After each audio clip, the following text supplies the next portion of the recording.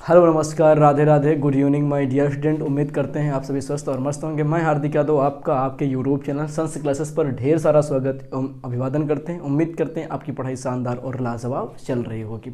ये पारितंत्र का बेटा सेकंड पार्ट है और इससे पहले मैंने पारितंत्र का जो फर्स्ट पार्ट बना दिया है। जिन्होंने फर्स्ट पार्ट नहीं देखा है वो जा करके पहले फर्स्ट पार्ट देखें, उसके बाद सेकंड पार्ट पर आएँ, तभी उनको चीज़ें बेहतरीन ढंग से समझ में आ पाएंगी। क्योंकि कोई भी चीज़ अगर सीखनी है, उसको सीखने से पहले हम उसकी बेसिक चीज़, अगर बेसिक इकाई जो है उसको सीखें तो उस चीज़ को हम आसानी से सीख सकते हैं। चाहे जितना टफ हो, उसको हम तभी आसानी से सीख सकते हैं जब उसके बारे में बिल्कुल हम बेसिक में जाएंगे ना। तो आज का टॉपिक होने वाला है हमारा पारिस्थितिकी तंत्र या पारितंत्र के प्रकार पढ़ने वाले। जैसा मैंने पहले वीडियो बता दिया था कि जो है पारितंत्र होता क्या है, तो पारितंत्र मैंने कहा था सजीव और निर्जीव जिस क्षेत्र में मिल रहे हैं, सजीव और निर्जीव जो संबंध दिखा रहे हैं, जिस क्षेत्र में वो संबंध दिखा रहे हैं, वो संबंध ही क्या कहलाता है, वो एरिया ही क्या कहलाता है, पारितंत्र कहलाता है। जब जो एक सजीव है और एक निर्जीव है, वो जिस क्षेत्र में मिल रहे हैं, ठीक है, जिस जगह पर मिल रहे हैं, वो संबंध जहाँ पर सजीव और निर्जीव आपस में मिलकर दिखा रहे हैं, वो एरिया क्या कहलाता है, पारितंत्र कहलाता है। हम एक रूम में हैं, इस रूम में सजीव वस्तुएं भी और निर्जीव वस्तुएं भी। जैसे कि सजीव में स्वयं यहाँ पर सजीव हूँ, हमारे हाथ में मार्कर है, हम संबंध दिखा रहे हैं एक दूसरे के साथ। पीछे व्हाइट बोर्ड आपके लगा हुआ है, ये क्या है, निर्जीव है, लेकिन मैं सजीव और निर्जीव इसके साथ में कोई संबंध दिखा रहे हैं ना, हम इस पर लिख रहे हैं ना, तो ये एक क्षेत्र में दिखा रहा हूँ ना, इस रूम के अंदर दिखा रहा हूँ। टेबल, चेयर, ईटीसी बहुत सारी चीज़ें निर्जीव पड़ी हुई हैं, तो इन सभी के साथ हम संबंध दिखा रहे हैं ना, तो संबंध एक क्षेत्र में दिखा रहे हैं, वो क्षेत्र ही क्या कहलाता है,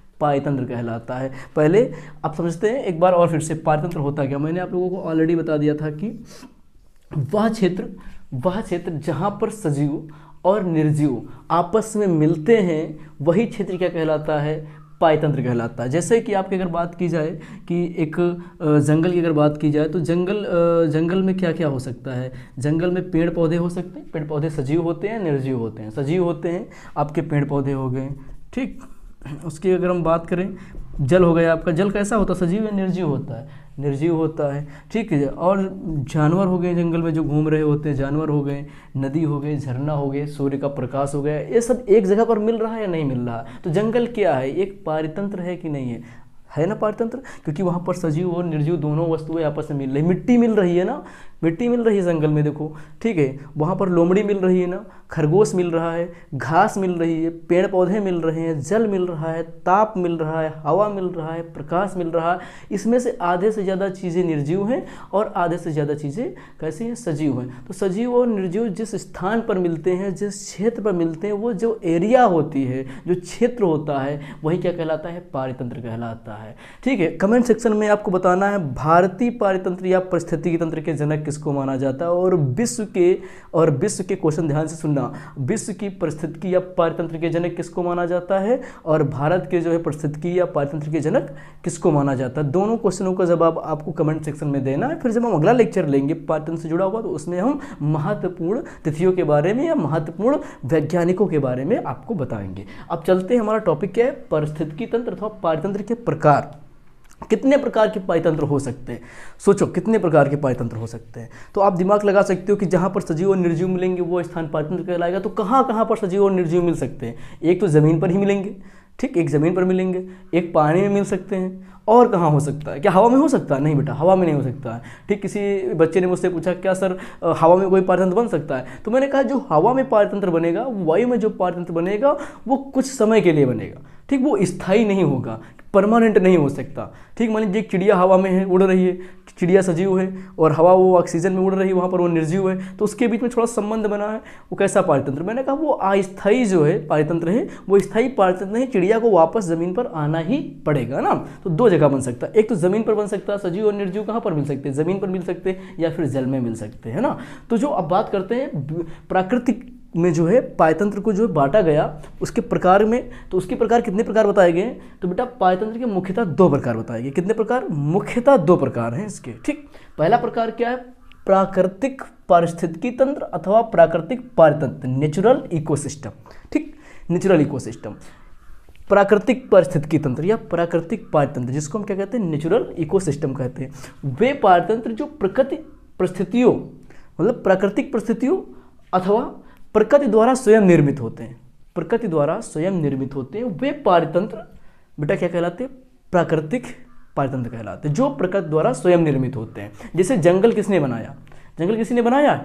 नहीं बनाया है। तो जंगल क्या है? एक प्राकृतिक पारितंत्र है ना, ठीक है। जैसे बड़े बड़े वन हो गए हैं, कैसे हैं? ये प्राकृतिक पारितंत्र है। जैसे समुद्र क्या है? एक प्राकृतिक पारितंत्र है ना, है ना, समुद्र एक जो प्राकृतिक पारितंत्र, ठीक है। अब अगर हम बात करें कृत्रिम पारिस्थितिकी तंत्र अथवा पारतंत्र के बारे में, कृत्रिम पारिस्थितिकी तंत्र अथवा पारतंत्र के बारे में, ठीक है। या मतलब मैं बोल सकता हूँ कि जो कृत्रिम पारतंत्र कहते हैं या कृत्रिम पारिस्थितिकी तंत्र कहते हैं, इसको आर्टिफिशियल इकोसिस्टम के नाम से भी जाना जाता है, ठीक है।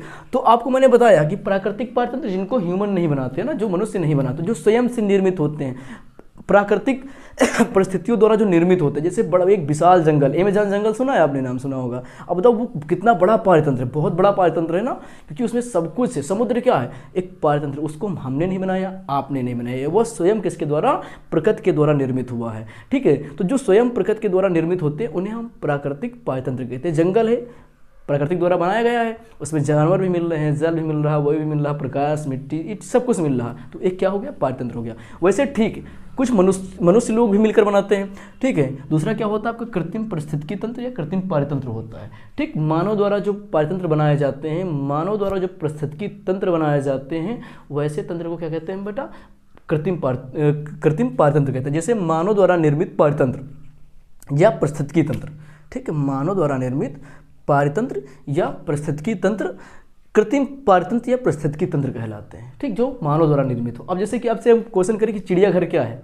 चिड़ियाघर एक पारितंत्र है, लेकिन कैसा पारितंत्र है? वो कृत्रिम पारितंत्र। किसने बनाया उसको मनुष्यों ने मिलकर के बनाया है। देखो जैसे अब खेत हो गया, ठीक, खेत में आपने कोई फसल लगा दी, सपोज दैट क्या है? एक खेत है, ठीक। खेत में आपने फसल लगा दी धान की, इस समय धान की फसल लगी हुई है, ठीक है। तो नीचे पानी मिल रहा है, खेत में पानी मिल रहा है ना, पानी मिल रहा है, ठीक। ऊपर से सूर्य का प्रकाश आ रहा है, ठीक। ऑक्सीजन मिल रही है, प्रकाश संश्लेषण हो रहा है। लेकिन क्या इसको प्रकृति ने बनाया है? समझना मेरी बात, प्रकृति ने बनाया? प्रकृति ने नहीं बनाया। इसको किसने बनाया? इसको किसान ने स्वयं से बनाया है, ठीक है। तो ये कैसा हुआ बेटा? ये मानव निर्मित हुआ। वे पारितंत्र, मेरी बात सुनना बेटा, वे पारितंत्र जो मानव निर्मित होते हैं, मानव द्वारा बनाए जाते हैं, वे सबके सब क्या कहलाते हैं? क्या कहलाते हैं बेटा? कृत्रिम पारितंत्र कहलाते हैं। दूसरा, आपने क्वेश्चन यूपी बोर्ड में और 12th क्लास में कई बार पूछा गया है, इक्वेरियम क्या है, ठीक है। इक्वेरियम क्या है? इक्वेरियम बेटा जल जीवशाला होती है। आपने देखा होगा जो बहुत अच्छे घर होते हैं वहाँ पर क्या होता है? एक कांच का बॉक्स होता है, उसमें कई रंगीन मछलियाँ घूम रही होती हैं, उसमें मतलब आर्टिफिशियल पेड़ भी पड़े होते हैं, लेकिन जो मछलियाँ होती है वो आर्टिफिशियल नहीं होती, वो जिंदा होती है, रंगीन कई कलर की, नीली, काली, पीली, उसमें टहल रही होती है, ठीक है। तो कैसा पारितंत्र है? मछली कैसी है? मछली क्या है? एक जीवित जीव है ना, सजीव है। पानी कैसा है? निर्जीव है। सजीव और निर्जीव के बीच में एक संबंध बन रहा है ना, क्या कहलाएगा वो संबंध? पारितंत्र कहलाएगा। वो एक क्षेत्र मिल रही है, वो पारितंत्र कहलाएगा। तो जल जीवशाला क्या है? पारितंत्र है, जिसने मनुष्य ने बनाया अपने घर में, मतलब सौंदर्य के लिए बनाते हैं, देखने में अच्छा लगेगा, बढ़िया शानदार तरीके से बना दिया, तो वो क्या है? उसको नहीं पता उसने क्या बनाया है, वो एक पारितंत्र है। और कैसा पारितंत्र है बेटा? वो कृत्रिम पारितंत्र है, क्योंकि उसमें एक व्यक्ति विशेष ने अपने घर को सौंदर्यपूर्ण बनाने के लिए क्या किया है? उसको बनाया है, ठीक है। तो जो मानव द्वारा निर्मित है, वो क्या कहलाएगा बेटा? कृत्रिम कहलाएगा, कृत्रिम पारितंत्र कहलाएगा, ठीक है। जैसे खेत हो गया, ठीक। प्राणी उद्यान का मतलब जानते हो क्या बेटा? चिड़ियाघर होता है। क्या होता है? चिड़ियाघर होता है। चिड़ियाघर क्या है? एक पारितंत्र है, क्योंकि वहाँ मिट्टी भी मिल रही है, पहाड़ भी मिल रहे हैं, पेड़ भी मिल रहे हैं, जल भी मिल रहा है, सूर्य का प्रकाश भी मिल रहा है, जानवर भी उसमें रखे गए, तो वहाँ पर बहुत सारी चीज़ें सजीव हैं चिड़ियाघर के अंदर, बहुत सारी चीज़ें निर्जीव एक ही जगह पर अपना संबंध दिखा रही हैं। अब शेर भी पानी पीने आ रहा है, भालू भी पानी पीने आ रहा है, पानी के साथ उसमें संबंध दिखा रहा है, सूर्य के प्रकाश में भालू भी निकल के आ रहा है, शेर भी आ रहा है, हिरन भी आ रहा, तो सूर्य का प्रकाश क्या है? निर्जीव है। तो वो एक दूसरे के साथ संबंध दिखा रहे हैं कि नहीं दिखा रहे? तो एक स्थान पर दिखा रहे हैं, कहाँ पर दिखा रहे हैं? चिड़ियाघर में दिखा रहे हैं। तो वो संबंध, वो एरिया क्या कहलाएगा बेटा? पारितंत्र कहलाएगा। लेकिन चिड़ियाघर क्या है? एक पारितंत्र है। कैसा पारितंत्र? अगर क्वेश्चन ये कहता चिड़ियाघर कैसा पारितंत्र है, ठीक है, तो वहां पर आपको किस पर क्लिक करना है बेटा? क्लिक करना है कृत्रिम पारितंत्र। कैसा है? कृत्रिम पारितंत्र है। अब बात करते हैं, थोड़ा सा इस तरफ आते हैं, जो आपका प्राकृतिक पारिस्थितिकी तंत्र है, इसके भी दो प्रकार होते हैं।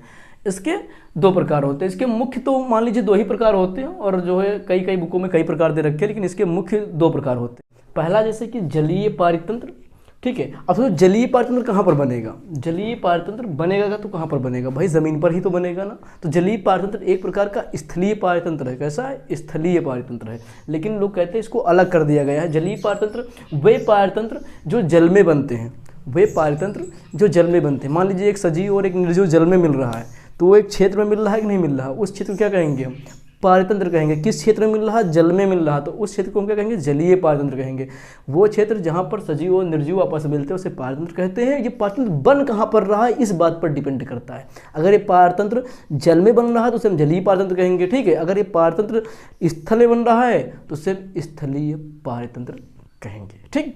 तो वे पारतंत्र जो जल में बनते हैं उन्हें हम जलीय पारतंत्र कहते हैं। ये निम्न प्रकार के होते हैं, ठीक है। जलीय पारतंत्र कितने प्रकार के होते हैं, निम्न प्रकार के होते हैं। पहला कैसा बेटा, सरित जलीय। सरित जलीय का मतलब बहने वाले जल, ठीक है। जो जल बह रहा है, बहते हुए जल में जब कोई पारतंत्र बनेगा तो उस पारतंत्र को हम कहेंगे सरित जलीय पारतंत्र। क्या कहेंगे, सरित जलीय पारतंत्र कहेंगे। मान लीजिए एक नदी है, ठीक है, उस नदी में मछली भी बह रही है, पानी भी बह रहा, तो मछली और पानी के बीच में जो पारतंत्र बनेगा उसे हम जलीय पारतंत्र तो कहेंगे। लेकिन कैसा पारतंत्र होगा, वो सरित जलीय पारतंत्र होगा, क्योंकि जो बहते हुए जल के साथ में सजीव और निर्जीव जब बहते हुए जल में संबंध दिखाते हैं या बहते हुए जल में जो पारतंत्र बनता है उस पारतंत्र को हम सरित जलीय पारतंत्र कहते हैं। जैसे नदी, झरना, ये सब कैसे हैं, सरित जलीय पारतंत्र हैं। उसकी बाद बेटा बात करते हैं स्थिर जलीय पारतंत्र। रुके हुए जल में, रुके हुए जल में जो पारतंत्र बनेगा उसे हम स्थिर जलीय पारतंत्र कहेंगे। जैसे कि तालाब, तालाब में भरा हुआ है पानी, उसमें कछुआ भी है, मेढक भी है, ठीक है, मछली भी है, जोग भी है, घोंघा भी है, ये सब सजीव हैं। और उस तालाब में जो जल है वो कैसा है, निर्जीव है। मिट्टी कैसी है, निर्जीव है। प्रकाश पड़ रहा है, क्या है, निर्जीव है। उन सभी के साथ में सजीव क्या कर रहे हैं, एक संबंध दिखा रहे हैं। उस संबंध को क्या कहेंगे हम बेटा, पारतंत्र कहेंगे। लेकिन कहाँ पर बन रहा है, तालाब में। तालाब में क्या है, जल है, तो उसे क्या कहेंगे हम, जलीय पारतंत्र कहेंगे। लेकिन कैसा जल है, वो रुका हुआ जल है, इसलिए उसे कहेंगे स्थिर जलीय पारतंत्र कहेंगे। क्या कहेंगे, स्थिर जलीय पारतंत्र कहेंगे, ठीक। अब बात आता है बेटा तीसरा क्या है, समुद्री जलीय पारतंत्र।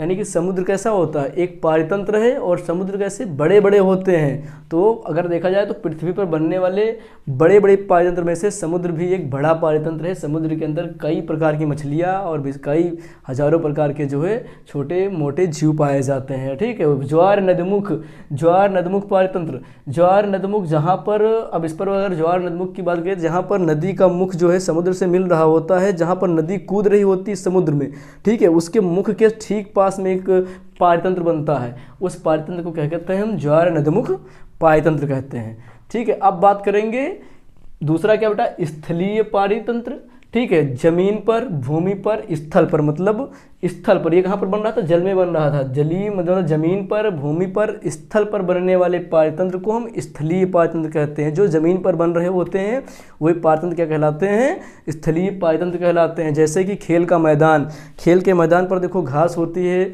ठीक है, बच्चे खेल रहे होते हैं, सूर्य का प्रकाश भी पड़ रहा होता है, मिट्टी होती है, काकरोच होते हैं, कीड़े मकोड़े होते हैं, वो सब मिलकर के क्या बना रहे होते हैं, एक पारतंत्र बना रहे होते हैं। ये पारतंत्र कहाँ पर बन रहा है, जल में नहीं बन रहा है। कहाँ पर बन रहा है, जमीन पर बन रहा है, यानी कि स्थल में बन रहा।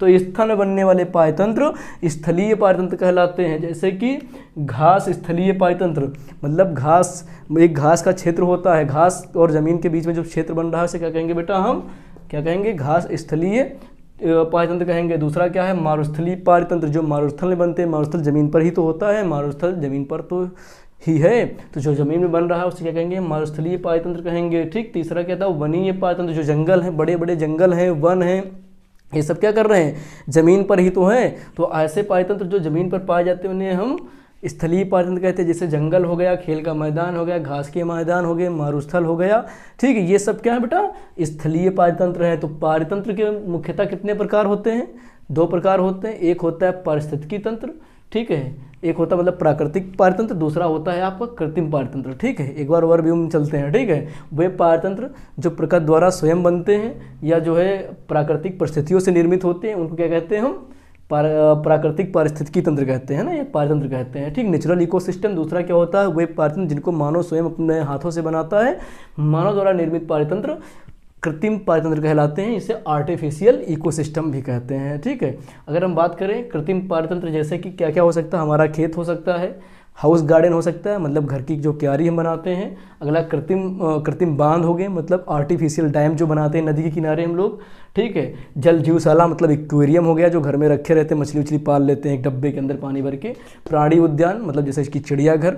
ठीक है, ये सब क्या है, कृत्रिम, इन्होंने मानव ने इनको बनाया है। अगला क्या आता है आपका, प्राकृतिक पारिस्थितिकी तंत्र। दो प्रकार के होते हैं, एक जो जल में बनता है, दूसरा जो जमीन पर बनता है। जो जल में बनते हैं बेटा उन्हें हम जलीय पारतंत्र कहते हैं, जो जमीन पर बनते हैं उन्हें हम स्थलीय पारतंत्र कहते हैं। जैसे अगर जलीय पारतंत्र की बात करें तो समुद्र हो गया आपका, तालाब हो गया, कुआं हो गया, नदी हो गए, झरने हो गए, सब जलीय पारतंत्र है। और स्थलीय पारतंत्र की बात की जाए, जैसे घास का मैदान, खेल का मैदान, मारुस्थलीय पारतंत्र और जंगल, ये सब कैसे हो गए बेटा, आपके स्थलीय पारतंत्र हो गए। तो पारतंत्र के प्रकार और उनके जो है, मैंने कहा पारतंत्र क्या होता है, पहली क्लास मैंने बना दी थी पारतंत्र की। जिन्होंने पारतंत्र नहीं देखा वहाँ पर जाकर देखें। दूसरी क्लास मैंने बना दी थी पारतंत्र के प्रकार। तो आप दोनों क्लासों को अच्छे से बेहतरीन ढंग से पढ़िए। और यूपी बोर्ड के दृष्टिकोण से महत्वपूर्ण टॉपिकों पर हम लोग लगातार वीडियोज़ बना रहे हैं। आप लोग देखते रहिए, पढ़ते रहिए, शेयर करते रहिए।